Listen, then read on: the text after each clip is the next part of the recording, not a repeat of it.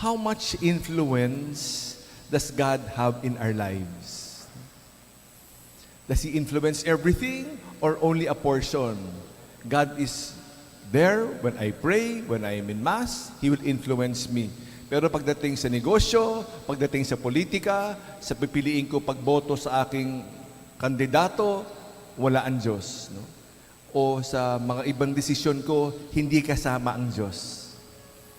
How much influence does He have in my decision making, in everything I do? No? How much influence does God have? Isipin natin kung papaano. No? Kasi talaga naman, if the influence of God is 100%, it has to be fed all the time. Pinapakain, no? Pinapalakas yung impluensya na yan. Kasi kung walang impluensya, no, hindi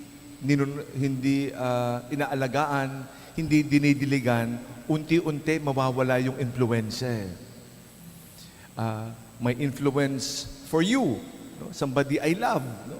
Kailangan yung pagmamahal na yan, laging I love you, dinidiligan, pinapalakasan yung ugnayan. Siyempre, kasi pag hindi mo talaga diligan, hindi mo nakikita, hindi mo kinakausap, di ba? Unti-unti, lalayo ng lalayo eh.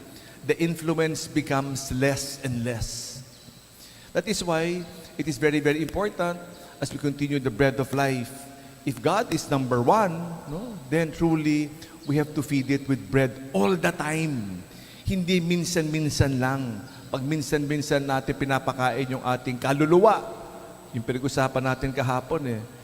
Ang pinapakain natin, hindi lang katawan, kundi ating kaluluwa. Kung tinapay lang, para dito sa tiyan lang, pero ang tinapay ng buhay, buhay na tinapay para sa ating kaluluwa. No? That is why it is a wonderful reminder for us to be constantly fed, nourished, pinalalakas, in-exercise yung spirito. Parang spiritual exercises sa pamagitan ng tinapay ng buhay.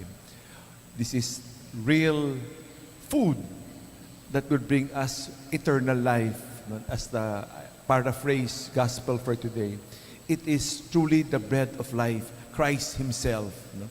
Kaya nga, no, sa ating adoration chapel, no, para sa protestante, for example, yung tinapay, symbolic lang naman yan eh.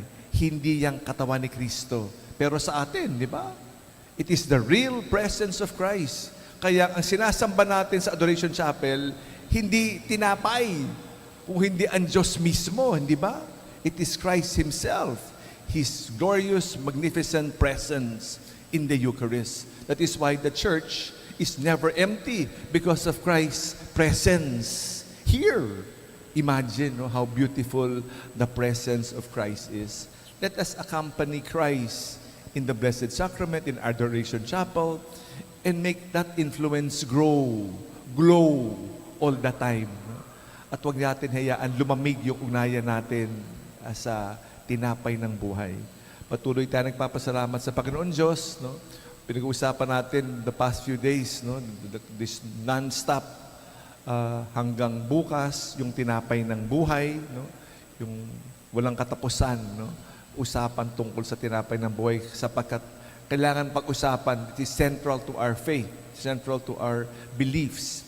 We have to feed the body and the soul constantly, hindi pa minsan-minsan lamang, and to feed it constantly in a worthy manner. And then, sabi natin, no, so patuloy, tapos sa linggo, we celebrate Good Shepherd Sunday, and we thank God for our Good Shepherd in the person of Pope Leo. Salamat sa Diyos. Alleluia. Alleluia.